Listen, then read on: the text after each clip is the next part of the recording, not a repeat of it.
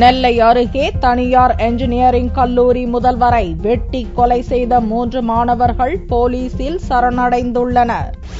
நெல்லையிலிருந்து தூத்துக்குடி செல்லும் சாலையில் உள்ள வல்லநாட்டில் இன்ஃபன்ட் ஜீசஸ் என்ற தனியார் பொறியியல் கல்லூரி இயங்கி வருகிறது.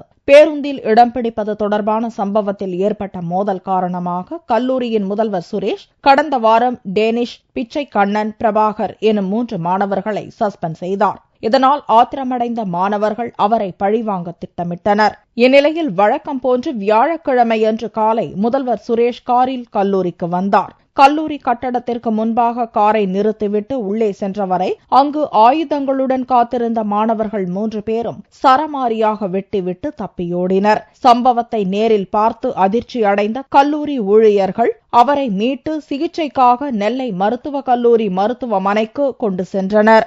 ஆனால் செல்லும் வழியில் பரிதாபமாக சுரேஷ் இறந்தார். இதனிடையே கொலை செய்த மாணவர்கள் 3 பேரும் முரப்பநாடு போலீசாரிடம் சரணடைந்தனர். அவர்களை கைது செய்த போலீசார் தீவிர விசாரணை நடத்தி வருகின்றனர். கைதான மாணவர்களில் டேனிஷ் பிடெக் இறுதியாண்டும், பிச்சை கண்ணன் ஏரோநாட்டிக்கல் இறுதியாண்டும், பிரபாகர் சிவில் என்ஜினியரிங்கில் 3ஆம் ஆண்டும் பயின்று வந்தனர். கல்லூரி முதல்வர் மாணவர்களால் கொலை செய்யப்பட்ட சம்பவம் நெல்லை, தூத்துக்குடி பகுதியில் பரபரப்பை ஏற்படுத்தியுள்ளது.